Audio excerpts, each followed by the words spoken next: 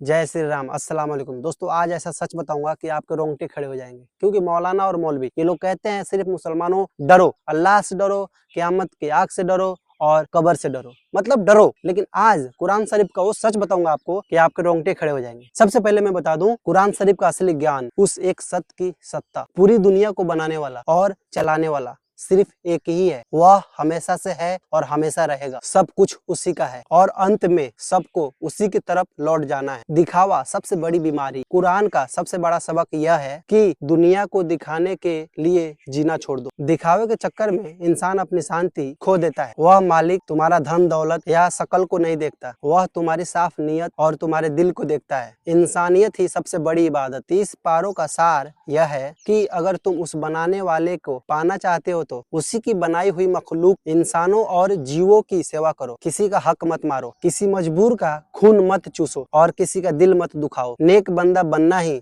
सबसे बड़ी बंदगी है। जैसा कर्म वैसा फल। इंसान जैसा बीज बोता है वैसे ही फल काटता है। बुराई और बेईमानी का रास्ता इंसान को तबाही की तरफ ले जाता है, जबकि सच्चाई और सब्र का रास्ता उसे बड़ी से बड़ी मुसीबत से बाहर निकाल देता है। वह तुम्हारे सबसे करीब है। वह मालिक कहीं दूर नहीं है। वह तुम्हारी गर्दन की नस से भी ज्यादा तुम्हारे करीब है। जो आवाज तुम्हें गलत काम करने पर अंदर से टोकती है और सही रास्ता दिखाती है, वही उसकी असली हिदायत शिक्षा है। मौत एक अटल सच है। यह दुनिया एक मुसाफिर खाना है। मौत कोई अंत नहीं, बल्कि अपने असली ठिकाने पर लौटने का नाम है। जिसने अपनी जिंदगी सच्चाई और ईमानदारी में गुजारी, उसके लिए कोई डर नहीं। दोस्तों, 30 पारों का निचोड़ सब इतना ही है। दिखावा छोड़ो, सच्चाई पर टिके रहो और हर इंसान का भला करो। अपनी अंदर का उस आवाज को कभी मत दबाओ जो तुम्हें नेक बनने को कहती है। जिसने अपने आप को सुधार लिया, उसने मानो पूरी दुनिया को सुधार लिया। कुरान शरीफ का सच, जीवों पर दया, सब एक ही परिवार है। पारा नंबर 7 आयत नंबर 38। साफ शब्दों में अल्लाह इस आयत में कहता है कि जमीन पर चलने वाला कोई भी 4 पैर वाला जानवर हो या अपने 2 पंखों से उड़ने वाला कोई पक्षी हो, वो तुम्हारे तरह ही एक समाज और एक परिवार है। इसका मतलब जैसे हम इंसान एक दूसरे से जुड़े हैं, वैसे ही वो 4 पैर वाले जानवर और 2 पंखों वाले पक्षी भी अपने परिवार से जुड़े होते हैं। अल्लाह उन्हें कोई चीज नहीं बल्कि हमारी तरह जान मानता है। हर जीव प्रार्थना करता है। पारा नंबर 18 आयत नंबर 41। साफ शब्दों में कुरान कहता है कि आसमान और जमीन में जो कुछ भी है वह मालिक को याद करता है। यहाँ तक कि पक्षी जब अपने दोनों पंख फैलाकर उड़ते हैं तो वह भी उनकी प्रार्थना है। हर 4 पैर वाले जीव और हर पक्षी को अपनी प्रार्थना का तरीका पता है। इसका मतलब जब कोई जीव या पक्षी अपनी मालिक की याद में लगा हो तो उसे मारना एक प्रार्थना करने वाली रूह को